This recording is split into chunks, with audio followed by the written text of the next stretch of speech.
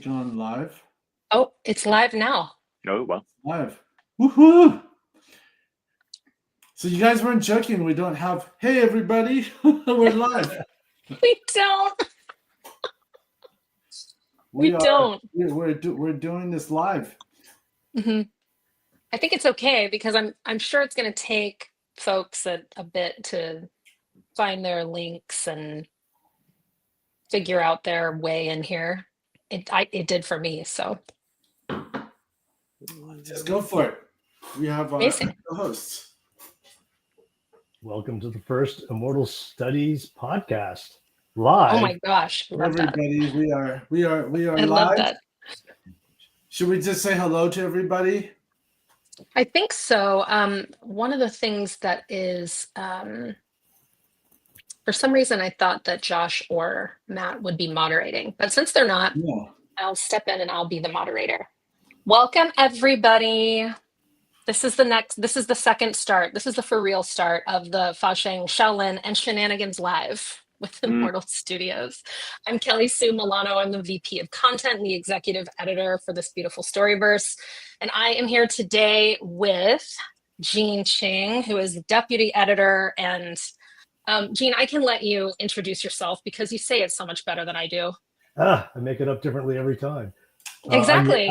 I'm the action choreographer for Immortal Studios and a martial arts advisor, the publisher of KungFuMagazine.com and various other martial shenanigans. Just a couple things. Martial shenanigans. Exactly. Here with us also is, of course, Payhuan Shiao, the founder and CEO of Immortal Studios. Hi, Payhuan. Hello, Immortals. Hello, my fellow collaborators. We've done this more than a few times, so it's good to be with all of you here today. Mm-hmm.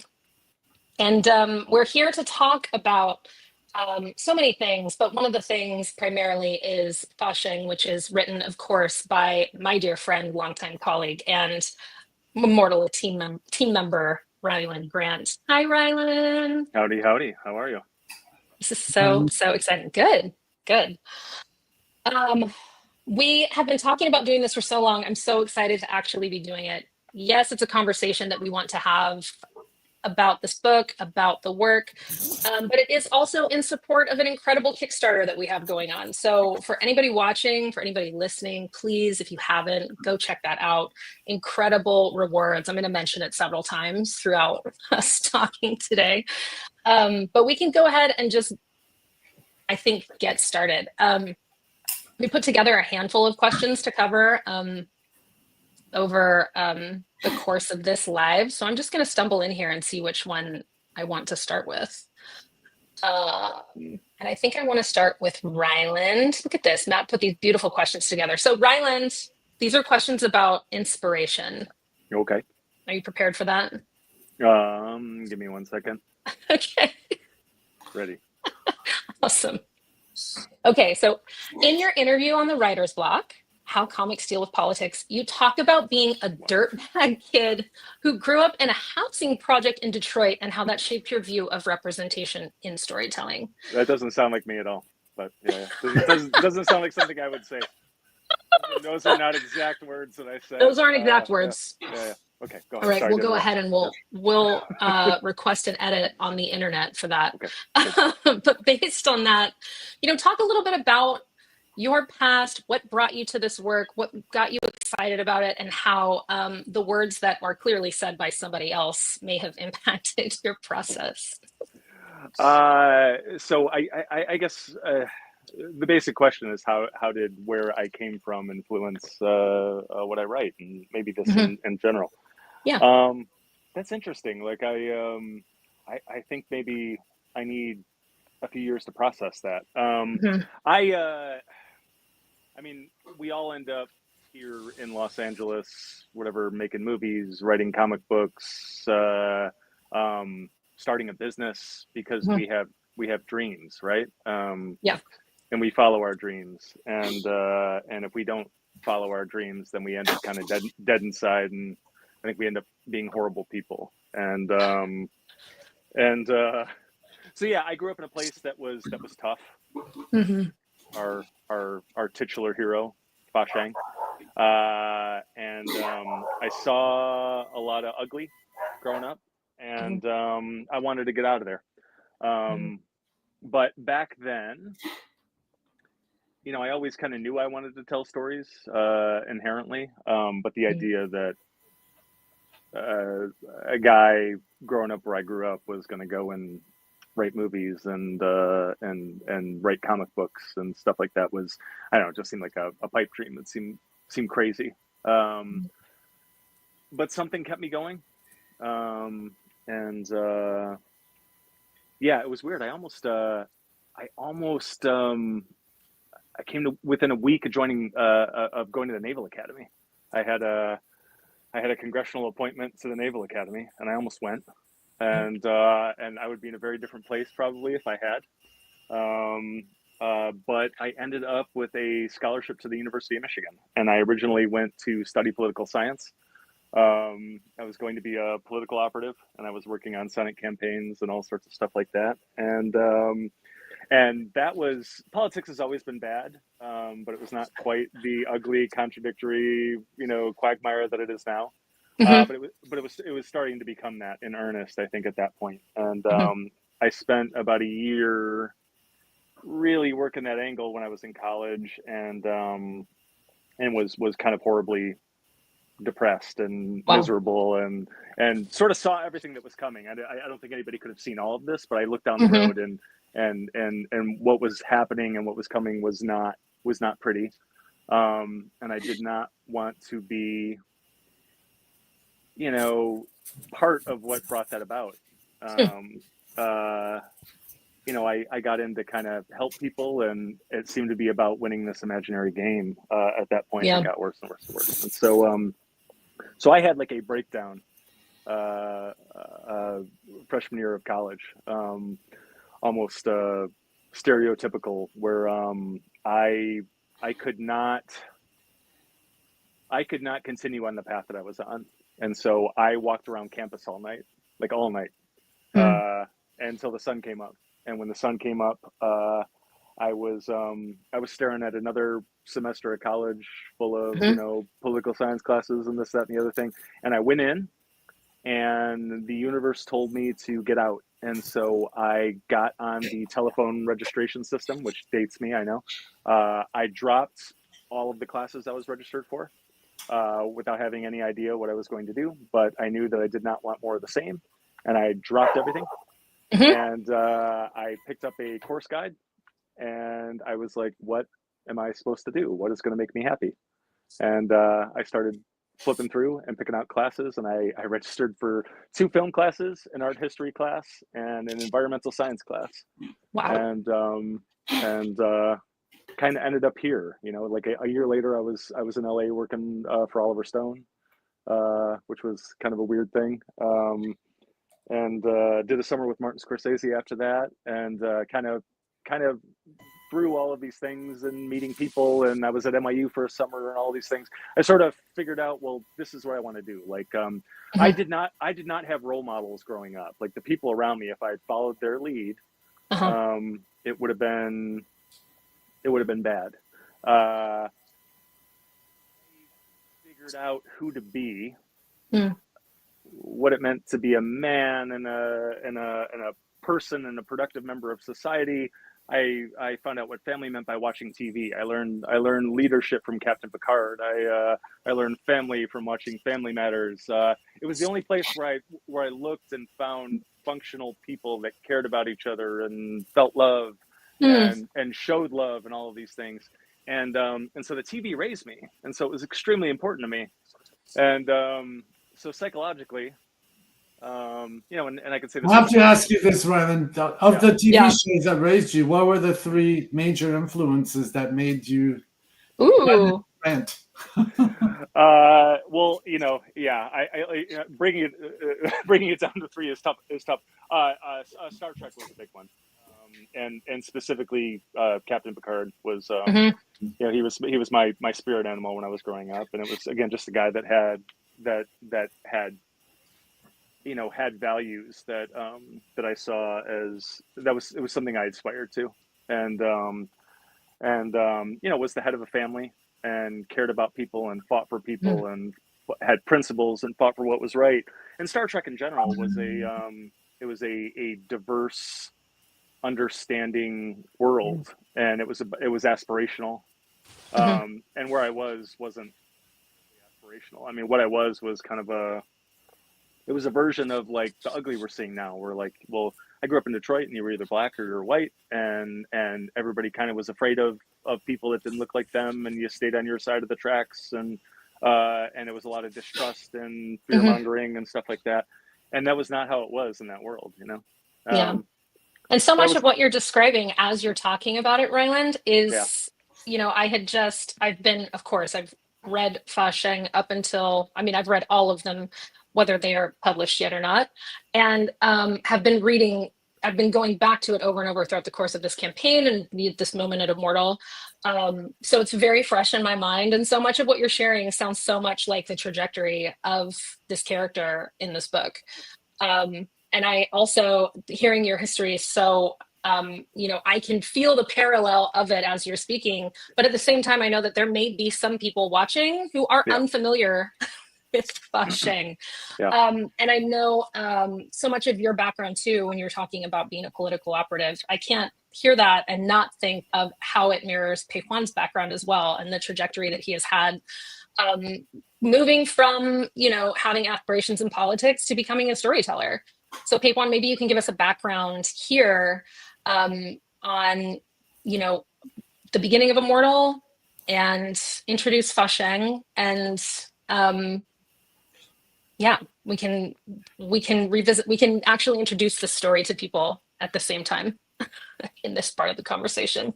Well, the beginning of Immortal for me followed a larger decision. I was a political operative that was my first career. So unlike Rylend, I did jump in with both feet into politics, and I did become a political operative, and I did succeed.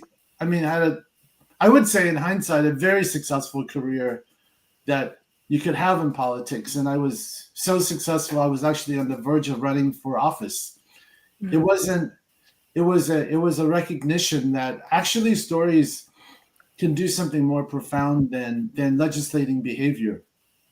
Politics is really about creating laws and then getting these laws enacted so that you're influencing behavior. But what happens before great social change is people begin to look at problems and begin to think about our life trajectories very differently. And so in recognition that the causes that I really cared for, which is the betterment of the human condition, it really starts from inside.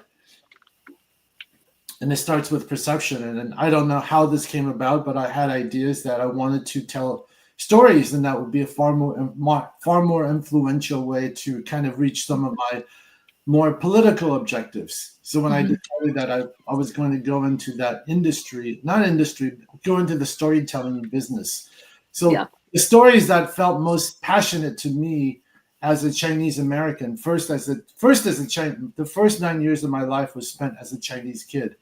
And the stories that I received as a Chinese kid with my father, who's a wuxia writer, was kind of the Fa Sheng variety. And one of the stories that really kind of lit me on fire was the Boxer Uprising. I remember having this conversation with my dad, and I have a very distinct conversation of where I was. I think I was a kid in South Africa at the time. I was living in South Africa, having a conversation with my father, who was telling me about the whole Boxer Uprising, and has a poignancy because the education that I received the first 9 years of my life as a Chinese person was that people who look like me have been despised. We've been, as a Chinese person, we were very fresh from the wounds of the Second World War. Even before then, I think as a Chinese person, a lot of our feelings of alienation, of feeling like we've been, what's the word? Kind of like I think you see this a lot of Bruce Lee's work. We were sick men.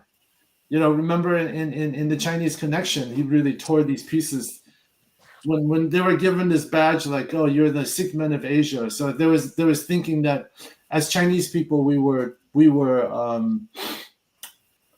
been thoroughly disrespected by the world, and I think it really started from this Boxer uprising when, you know, a few hundred years ago, China was carved up by all the major powers. The Europeans actually went into China to take possession of it.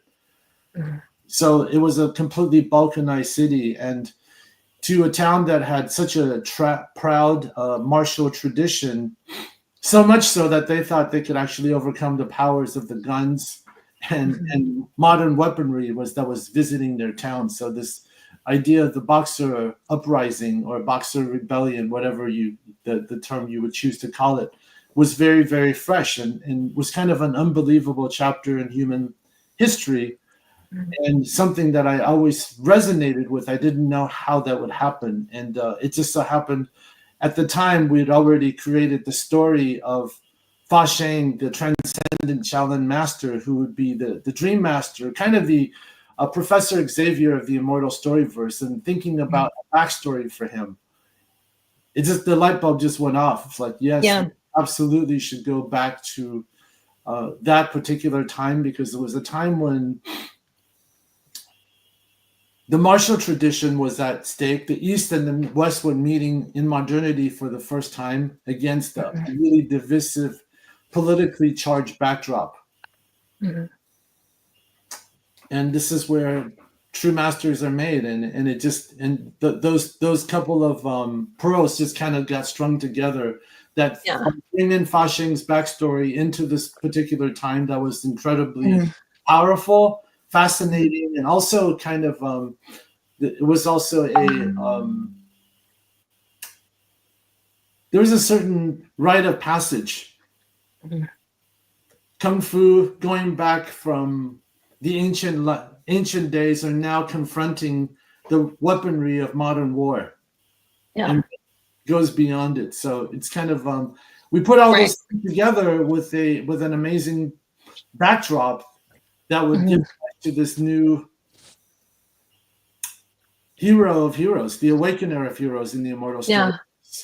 And this is where the Shaolin tradition also got woven in.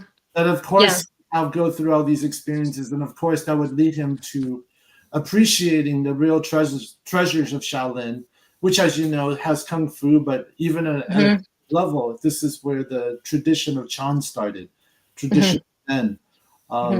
Against this backdrop, I befriended this new creator, Rylend Grant, getting to know him, and the fact that he was actually not just only a martial artist, but an ordained Zen monk. That was all the pieces we needed together to create the backstory of Fa Sheng.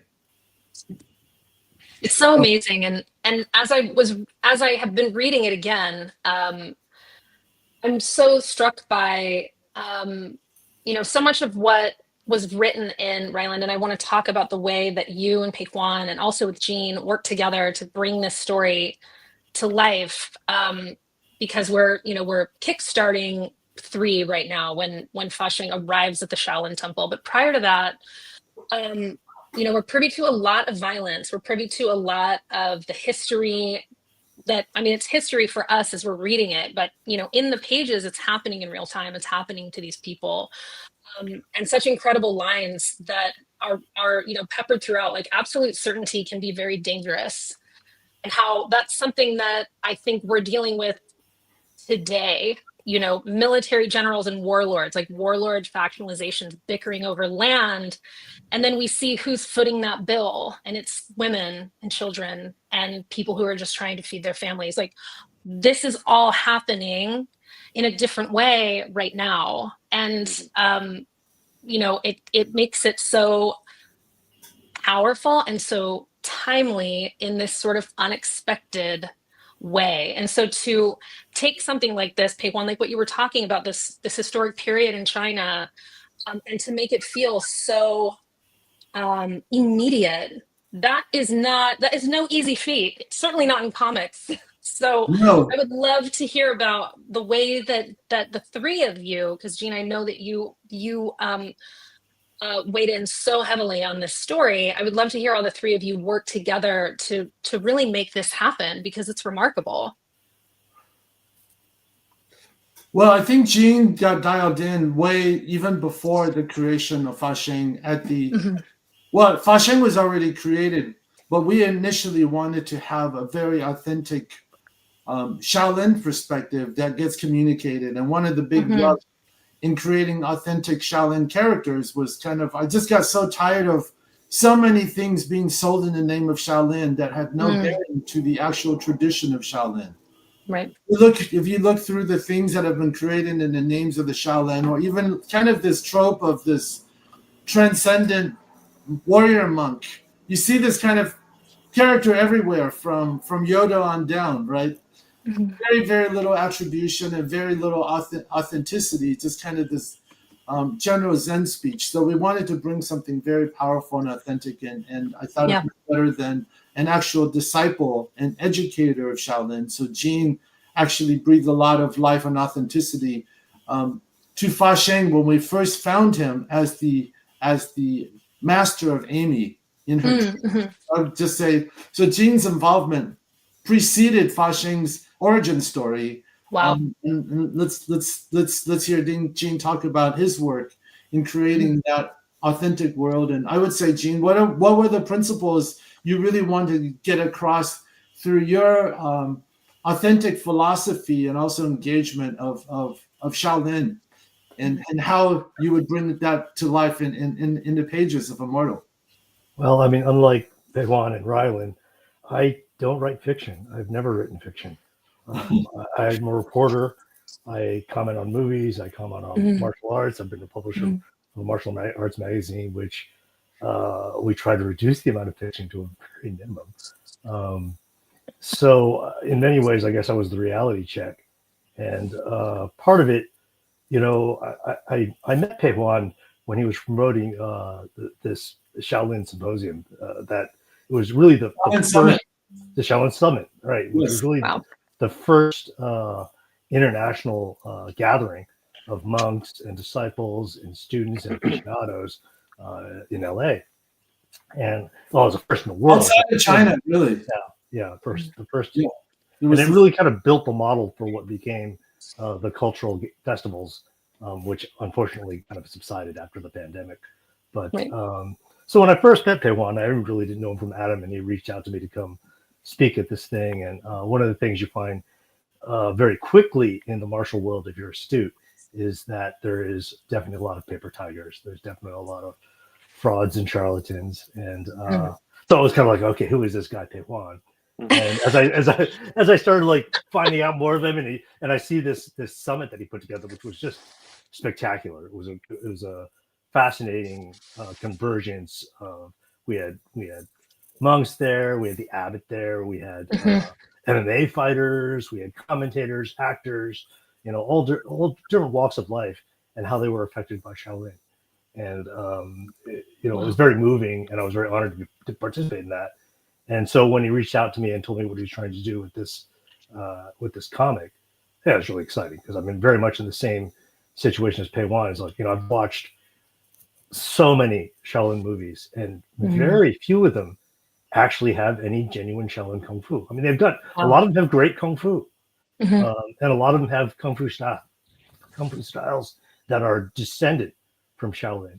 But there is actually a curriculum at Shaolin Temple that we've almost never seen in cinema. In fact, the only time we saw it in cinema was in the movie that Payhuan worked on, that we'll be talking about later in an upcoming article. But so there was just something incredibly enticing about the idea of trying to make the movements authentic, trying to base it on something, because you've got this huge curriculum of Shaolin techniques, and they're all, I mean, they're effective, they're artistic. There's a certain aesthetic to proper Shaolin Kung Fu. And while we can't represent that dynamically because it's a static image, we can certainly take the poses from traditional forms and adopt those and use those as applications. And so it was a lot of fun, really, because I mean, absolutely, rather than Payhuan and the artists would come up with, okay, here's the fight scene, and I kind of look at it and go, okay, yeah, well, how about we use a technique like this, and you know, and make it feel more, give it that Shaolin flavor, you know.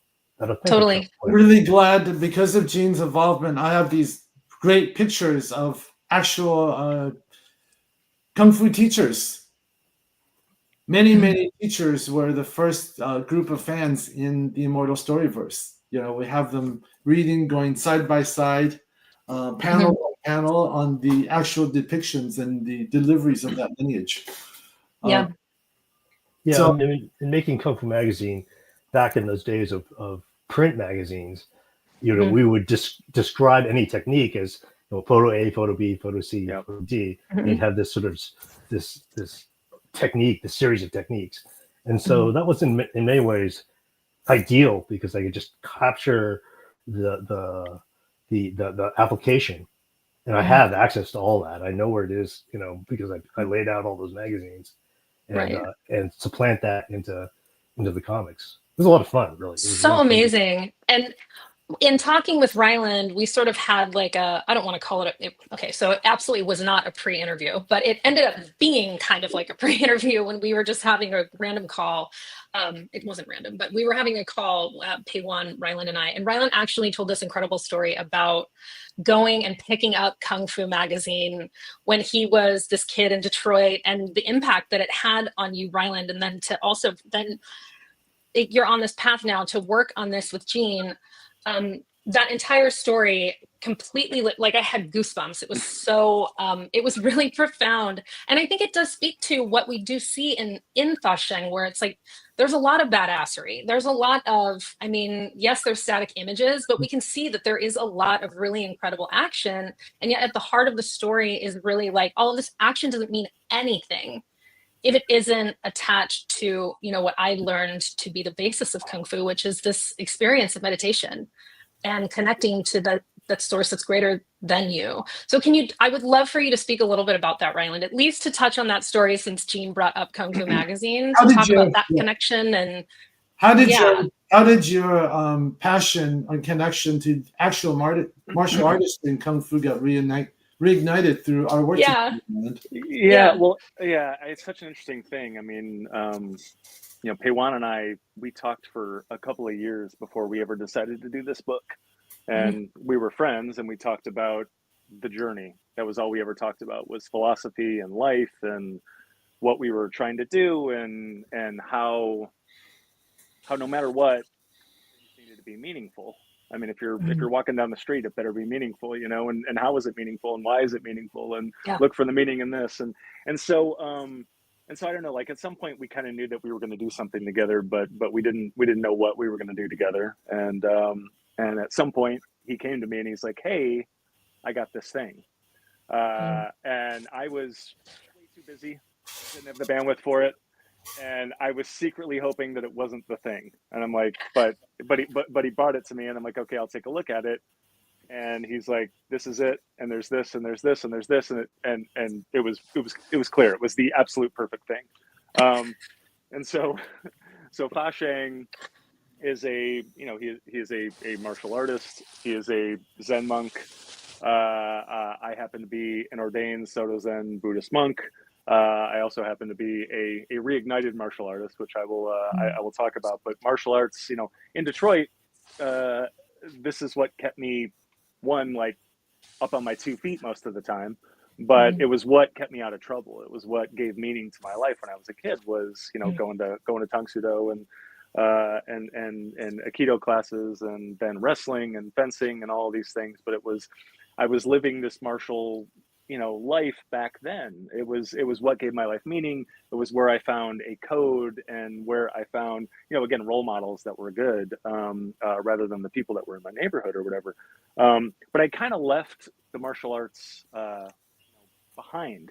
You know, I mean, I did it all the way through college, and then came out here, and, you know, just got busy with other stuff and had left it behind. And there was this emptiness inside of me, and I didn't know why. And then we started working on this, and Gene wrote an article in Kung Fu magazine about me and about my role in this thing. And that was a huge deal because again, when I was a kid, I used to walk like 2 miles to the 7-Eleven to get, you know, Kung Fu magazine and it's funny whenever Gene talks about it, I can start to I remember the tutorials. I remember, you know, sitting in my basement with the new issue, and it's like, okay, you know, broken down into like comic book panels. Oh, you do this, and then you do this, and then you do this, Exactly. and I remember it, you know, and it was like some of the first big lessons I learned were from books like that and magazines like that, and so it was this huge deal. Yeah. Getting written up in the magazine, and in the magazine, you know, Gene talks about my screenwriting career and talks about my comic book writing career and talks about my you know, my Zen, my years, you know, as a Zen monk and all that stuff, but he gives equal billing to the martial arts. You know, Gene asked me a bunch of pointed questions about my martial arts background. I'm like, oh yeah, I did this, and it was important to me because of this, and all of these things, but I didn't have a hand on it when I was talking to him about it. And he introduces me in the article, and he's like, Rylend Grant is a Soto Zen Buddhist monk, screenwriter, comic book creator, and martial artist who lives in Los Angeles and does this. And I looked at that in print, and I'd never thought of myself like that. And I was like, you know what, I totally am. I am all those things. I am a martial artist. And it was just so interesting because it was just such a moment. Like, I mean, Peter for years had been talking to me about the awakening. You know, it's like all the stories are about the awakening within, and Fa Sheng is about this young man going through an awakening, and we've all had these awakenings. And Payhuan and I talked for, you know, about these awakenings that we had, like how I found Zen and all these things. But this was this other awakening, and I read that article, and it was right around the same time because I know I walked into a dojo that was right around the corner from my house. It ended up being the exact right dojo at that time, and I know it was very close to the time the article was published because I remember the sensei at that dojo looking at the article like about a week later. But I walked in, I looked at the space, I talked to the sensei, and he asked me why I was there. And it just came spilling out of me. And I'm like, you know what? Sign me up. And I started again. And, you know, that was more than a few years back now. But I was talking with Gene, you know, in the green room. And since my mini Gene-led awakening, 2 different black belts, Kung Sudo, Okinawan Karate, via Bill Wallace, who was like my fighting hero growing up, taught Elvis, and you know, on my way to a 3rd one in Kempo also, and it has made my life, you know, immeasurably better being back in, and the difference this go around really is that when I learned it the first time, it was very much about learning it, and it was very much about doing it and all of those things. Now, almost immediately, everybody had me teaching, and because I kind of had this very background, and so I'm able to, you know, I lead kids classes and I lead adult classes, and this is actually more than a black belt. It's a teacher certification, and my test was actually, you know, I walked in and they had already put me through all the gauntlet in terms of the curriculum, the technique, all that other crap. And I had no idea what I was showing up for. I show up and there are 30 kids on the mat, and they're like, "Hey, it's a teacher certification. Go teach." And then as I'm teaching these kids, I see all these adults starting to show up wearing black belts and red belts and green belts, and they're like, "You get to take the adults?" I'm like, "Sure." and so that has been a thing, is like, and there's this tradition of passing this stuff on, right? And sometimes, you know, and the beauty of this thing, and I think it's what Payhuan saw right off the bat, is that I don't know, we all go back to this place and this time. When you I'm showing a lot of stuff here, but this is my this is my Zen ordination, and when you are ordained as a Zen monk, your lineage becomes very important, and one of the steps to being ordained is you get a piece of parchment, and you have to physically write out your lineage, and so all of us can literally trace our lineage right back to the Buddha, step by step by step, and one of the steps along the way is a guy named Bodhidharma in a place called the Shaolin Temple, and so it was about 1,500 years ago that Bodhidharma brought Buddhism to China, and when he did it, he brought it to the Shaolin Temple, and it was around that time that Buddhism has moved all around the world, and when it does, it moves into an area, and it marries with stuff that's going on there, and so when Buddhism moved into China, it became the foundation for modern Zen, called Chan, and that was also, there's some disagreement on the ins and outs of it, but that was when Shaolin Kung Fu was also, that was when the Shaolin practice was born, right around the same time, and there's the story that, well, Bodhidharma taught certain techniques to the monks there who were out of shape, and that morphed with what was going on there and became Shaolin Kung Fu. But in earnest, martial arts was born when Buddhism was, and it was born at the Shaolin Temple, and that's just such a. And so now, I mean, with my martial arts lineages, even like, I teach primarily at a Kempo dojo. Well, Kempo,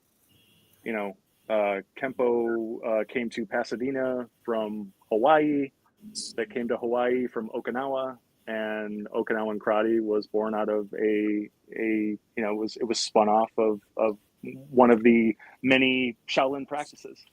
And so that is it's such an interesting thing, that this thing that I now teach to children. And I want to jump in there, Rylend, and mix it up a little bit, because Fa Sheng's teacher, we haven't talked about, is actually Bodhidharma. Yeah. So we've actually introduced like the kingpin of it all. And he actually shows up as a character, as kind of the dream master to Fa Sheng. Mm-hmm. Yeah. So in kind of crafting this initial story and bringing all of us together, I knew that this was going to be one of the most ambitious undertakings I've ever seen creatively. Because there's the historical layer of the Boxer uprising and its pivotal place in defining Sino-global relations for the next couple of 100 years. It's really that profoundly important of a political, cultural event. In terms of expressing like lifestyles of the average Chinese person in Chaozhou at the time it was happening, there's a certain point of view that could give you access to the modern Chinese mentality when it comes to outsiders. The actual historic driver that took him from, and by the way, Chaozhou, the hotbed of this story, is also the home of kind of many, many martial stories. This is the backdrop where my grandfather comes from, is also where the water margin took place.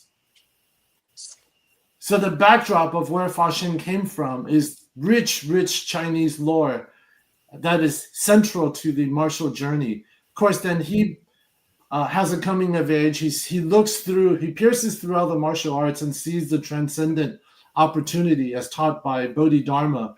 So that takes him to Shaolin. And of course, years later, after Fa Sheng becomes who he is going to become, he actually travels the ocean again. We don't know exactly how yet, but he's now visiting people in dreams in modern day LA. So imagine this entire tapestry of factual, philosophical, spiritual, cultural, historical, all married to one. So I often say that Fa Sheng is the most ambitious wuxia story ever told. I want to chime in for just a second to clear up the water margin reference, because both Payhuan and I, and perhaps Rylend, that water margin is one of the 4 great classics of Chinese literature. It's a 14th century novel. that's kind of like a Robin Hood story. It's a bunch of rebels against a tyranny, and it's a long epic saga with 108 heroes and 108 villains, which is an auspicious number. And each hero is kind of identified by the different weapon they use. It's really one of the earliest and greatest wuxia epics. And if you read it, it is the cipher to, I would say, 70 to 80% of the kung fu movies that were produced out of Shaw Brothers and Gold Easily. today. It is one of the linchpins of Chinese literature, particularly wuxia literature. And so that's why that area is very right. And that's where actually my ancestral home is, right there, smack in the middle of it. There's this idea in Zen that I don't know. I think I visit with every day, one way or another, and that it's that time is like a human construct, right? That I don't know. The world is so vast, and things are kind of the only way that we can make sense of this reality, of this plane of existence, our tiny human brains, is to break it down into this easily digestible progression, meaning this happened, and this happened, and this happened, and it's useful for any number of reasons to contextualize things and to keep us from melting down and going crazy. But in Zen, we're often asked to hold two ideas, often very contradictory ideas, one in each hand, and give them equal weight. The idea of no self is this huge deal. There's no such thing as Riley. Riley is a human construct, right? We have arbitrarily drawn a box around these things and said this is Riley, but in practice and reality, there's no Riley that is actually separate from anything else. Riley is a drop of water. That drop of water is in the middle of a vast ocean, and there's no way to distinguish that drop of water from the rest of the ocean, right? However, that's held in one hand. However, I'm also named Riley. I live in this place in Eagle Rock, and Payhuan can't use my credit cards, right? Those are two very important things that seem at odds. And so I was hoping to talk to you about that, Rylend. So I was hoping to use your credit cards, but that's a different thing. Yeah. So we have this idea of time, right? Where it's like, okay, well, this stuff is behind us, but it's really not. We're all here. We're all here, one way or another. And in my Zen spiritual lineage, in my martial arts lineages. I mean, I am technically the resident Zen teacher at a Kempo dojo, and that is all because of all this stuff happened at the Shaolin Temple 1,500 years ago. Payhuan and Jean have a more, like, it is literally, the Shaolin Temple is in their blood in a very real way, and all of the, again, all of the social strife that their families experienced, and it, not just strife, but victories and triumphs and all of that stuff. It's all baked into that. And so we're sitting here, and all of that is kind of still happening. And the house that we're living in is built on that foundation. The beauty of it. Look, it's like all these different experiences, our individual contributions and histories and lineages coming down to this moment in this story. And I just have to pull back and say I'm really proud of us. I mean, I think I'm really proud of like the space we've held, and the fact that we actually get to do this. It makes I'm getting goosebumps here. I was just going to jump in there as the person who is the least experienced in Shaolin, the least experienced in martial arts. I don't have lineage or a bloodline that goes back to Shaolin that I necessarily know of. Kelly, I have to stop you right there. You do have some creds in the Wulin now, because Jean is actually very good about doing that, because Jean actually mints Wulin. You've already heard from Rylend. He introduced Rylend he connected him to the martial forest in a way, the Kung Fu martial forest. And Kelly, I would be remiss in not thanking you for writing the stage play that became Immortal Shaolin, the past and present future of Kung Fu, which that is true. An official co-production between Immortal and the Shaolin Temple. So that time thing goes both ways. Like when Gene said that, Gene already knew that I had these. No, but I'm serious. Like Gene already knew. I believe yes. Yeah, he already knew. And so what I'm saying is that if you're thinking things linearly, yes, like maybe in our minds it hasn't happened yet, but it's happened. It's there. But it's happening. And really, and I love this. I love all of that. But I was using that as a segue into saying what I was going to say next, which is, as somebody who was until just a second ago the least experienced of the four in Shaolin and in these histories and in these lineages and everything, everything that you just shared is baked into this comic book. That someone who has, maybe heard of, they saw Kung Fu Hustle, or they saw Shaolin Soccer, and that's it. They saw Kill Bill, and they're like, yeah, totally, I love Kung Fu movies. They can come into this comic book and really receive everything that was just shared here, which I think one area where I am experienced is the realm of comics. And I can easily say that this is not the stuff you're getting in comics. And that is what makes Fa Sheng so special, and why I'm so excited to be this part of it. Because I think, and Rylend, you've been in comics for a long time too, and this is not me, bad-mouthing comics at all. I love comics, but this kind of thing is not a transmission that you're going to find in any book that's, in a comic shop. And I think that the way that it was all brought together by the three gentlemen on this call, I mean, it makes it almost priceless, because that transmission is in there. There's this theme that I see throughout that strikes me as powerful, that is this kind of journey from child to man to master. And as a child, the child aspect of it is like, oh, I want to be a fighter, I want to kick ass, I want to be like these super awesome guys that are these soldiers who have all the ladies and the resources and the, everybody throws parades for them or whatever. And then he transitions to being a man, and that version of being a man is being cynical. I don't believe in anything. I don't trust anybody. I just rely on myself.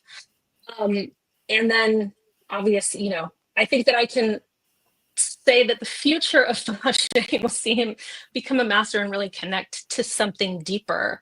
And all of it was shared so beautifully here on the call, but I wanted to hear from each of you, like, not just because you're like men in gender, but because of your experiences overall, what that kind of journey means to you. Anybody can go. I refuse to grow up. Child mind, man. Coming back around to the beginning from the perspective of a master. Yeah.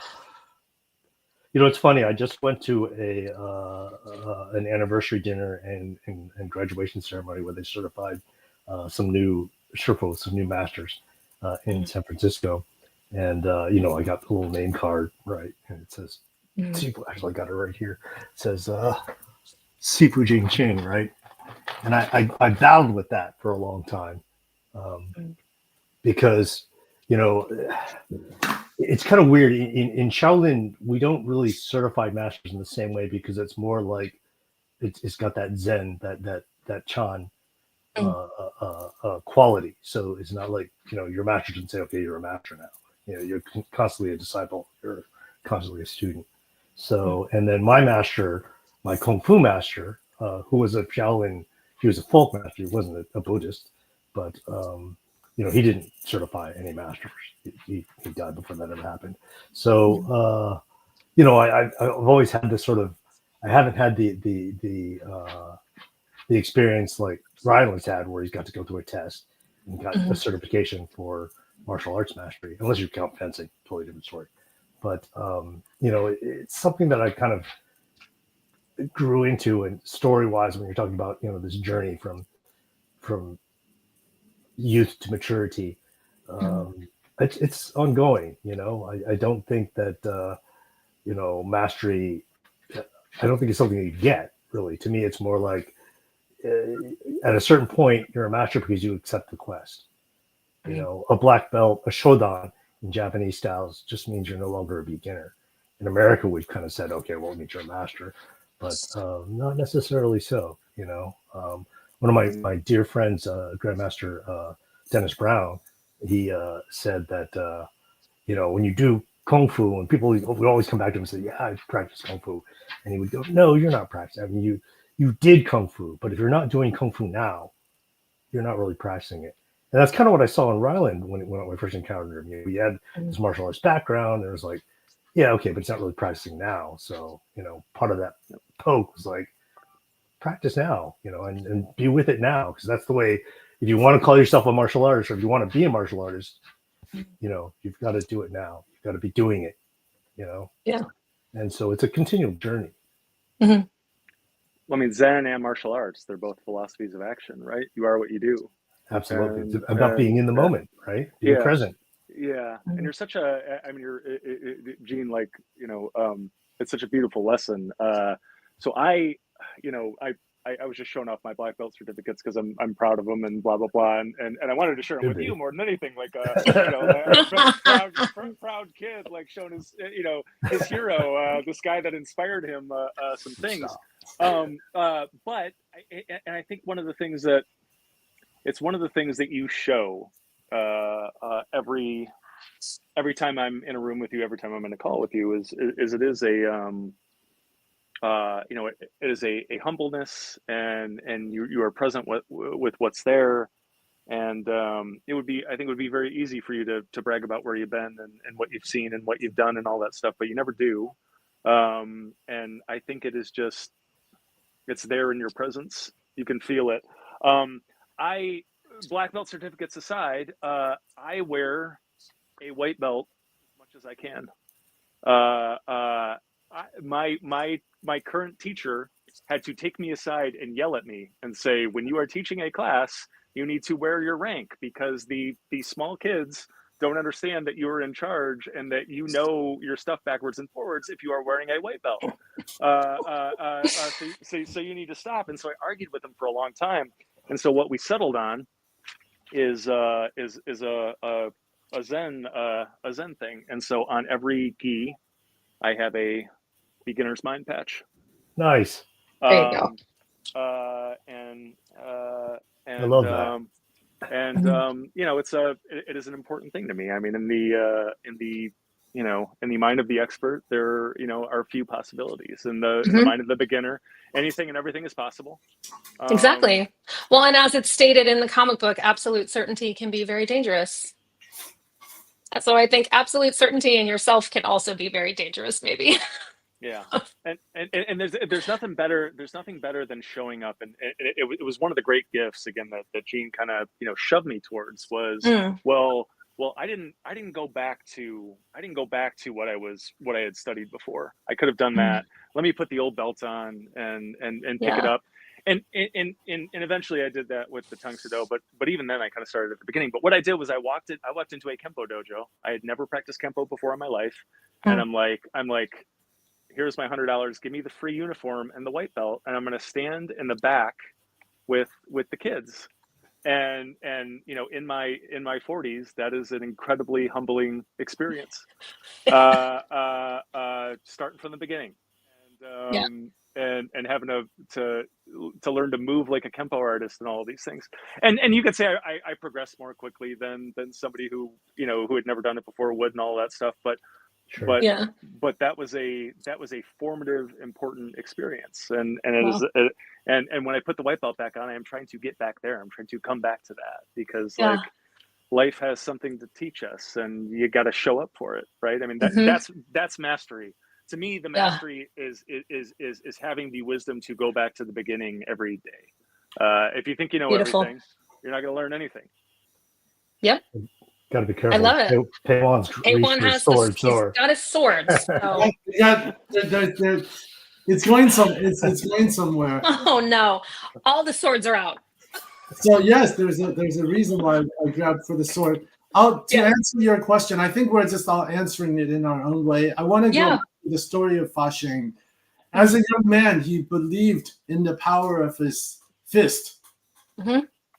Right? He believed that if I cultivated myself, if I were stronger, if I can punch harder and heavier, or if I had a way to magical wherewithal, then we would be protected. Right? And that was also the thesis behind the boxers. They believed by practicing their hard qigong and also tapping into some of the, shamanic spiritual practices of the East, they could actually be more powerful than what was defeating them, which were guns and modern weaponry. So that was the question of Fa Sheng, at least in my understanding. And of course, later on, we saw that in the Adept 1, he actually did eventually cultivate the skills to be stronger than bullets. He was able to bounce it off of his body. The question is, like, how does he do that? You know, what made a difference? And I think he crossed over from the realm of physical, just understanding us as physical beings, into a spiritual being, and a larger metaphysical reality that it's really what makes who we are today is really the state of our consciousness, what you identify with, what you bring into the world. So I think, and this is why Shaolin makes sense as the mecca for people who are thinking about Kung Fu martial artistry, that it ultimately takes you to a spiritual place where we're connected with the infinite. Right. So that is a journey that I adhere to. And it's a journey that, frankly, I try to embody every day in my own practice. Mm-hmm. So in that, I want to bring, Fa Sheng's journey, ultimately something that we can all access. That direct relationship with divinity, that transcendence, that awareness we can bring into our everyday lives to be the best version of what we can. And I think that is the lineage, the real message of Fa Sheng today and every day and forevermore. I brought these swords. I actually got the sword from the Shaolin Temple, has my name. This was the first gift of the Shaolin Abbot when we first met, 20 years ago. He actually forged the sword with my name on it. Later on, as I began to spend more time with a lot more martial artists, and I know Jing's actually a master swordsman, that one of the lessons I've learned, the teachings I received, is that you have to have a really good reason to unsheath your sword. To vanquish a foe, to literally start something and end something, to make a big difference. So it's not an empty act. Yep. And today, in that, I want to unsheath my sword, and I want to invite my fellows to unsheath your swords for Fa Sheng and what he stands for today. Yeah. The activation and the renewal of consciousness. We're going to actually have to get one with a blade. Yes. And so tell me if you want to I got a second one here. I don't. Here's what's hilarious. I don't have a sword, but I have something that is a similar shape with the sheath, and it's a lip gloss. Oh, nice. Hey, so I want to invite my martial brothers and sister to unsheath your sword for Fa Sheng today. All right, here we go. 3, 1, 2, 3.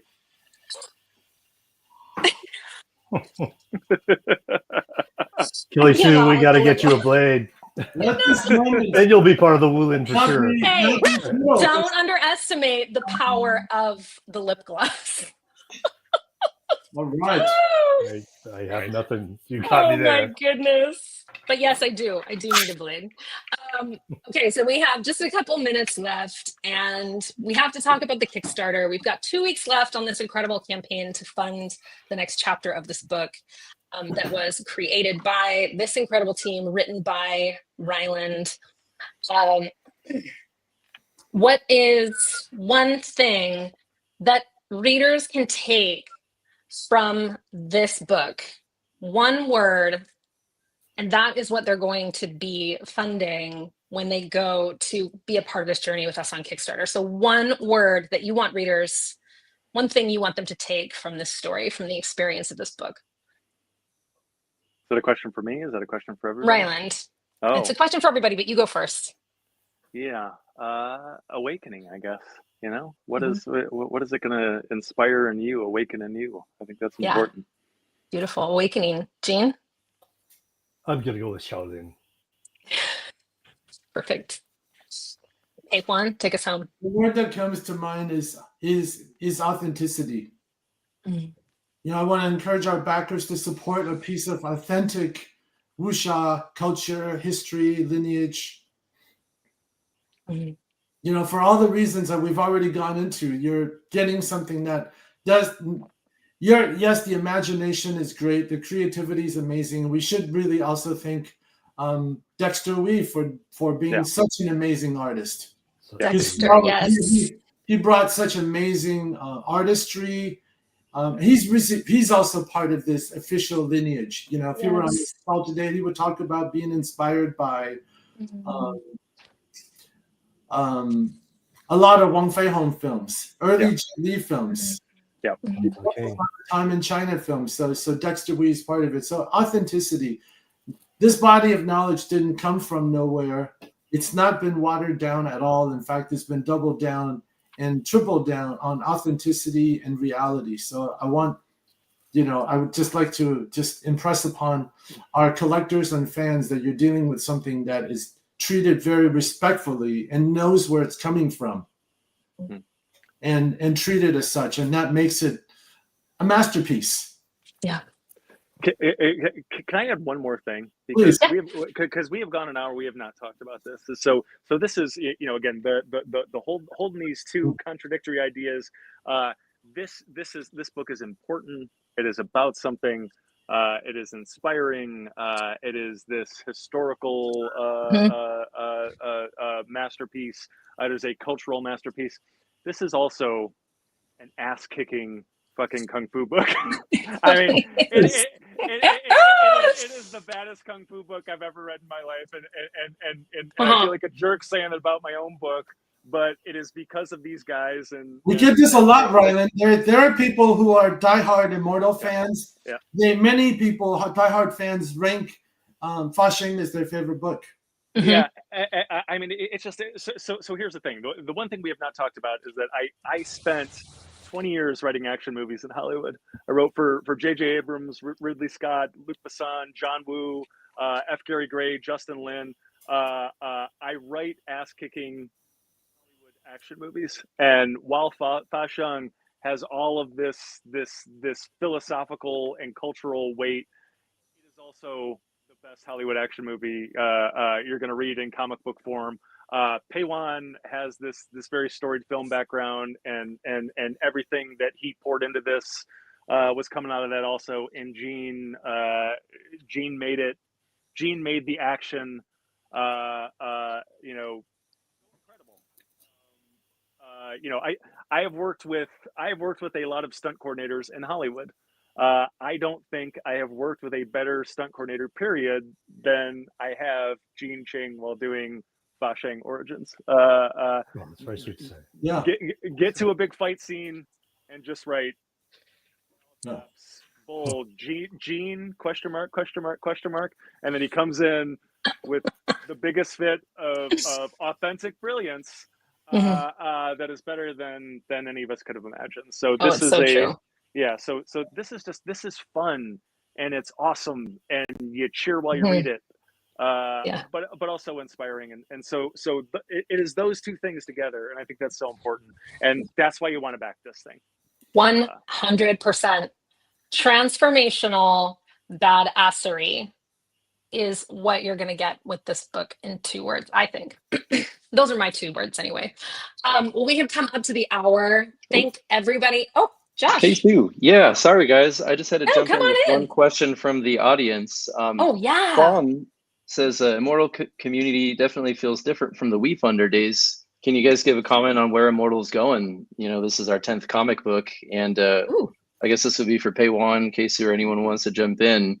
Where are we going from here? Ooh, that's a really great story. And we are actually we're reaching beyond our comic book roots into other forms of media. So we're looking forward to sharing our movie offerings, our short form media offerings, and our game offerings. So what you're going to see moving ahead is that while we're going to continue to have different stories coming up on comic books, just expect that some of your favorite characters and stories are now going to be alive in other formats in medium. So look for a diversification of the different offerings. I'll just leave it at that for now. Exciting. Exciting stuff. Thank you, Also, Payhuan. people who've been through a lot of our live experiences. So, you know, expect more in real life experiences from Immortal as well. Awesome. What a great way to end. Well, to everybody watching, thank you so much for being here with us, for being on the journey. And we look so forward to so much more. We're going to share all of the links and everything to help you find your way to the Kickstarter and support us. And we appreciate all of the support up until now. I don't know about you guys. This has been such a beautiful experience. I feel like my spirit lifted by y'all. So thank you for that.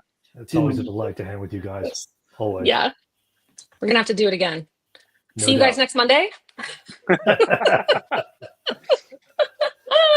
All right, y'all. Have a good rest of your week. I want to go and back this project all over again. I know. Yes. I love it. Let's just do another one. Let's do another one. Don't be so full. Thanks. All right. Bye, everyone. Bye.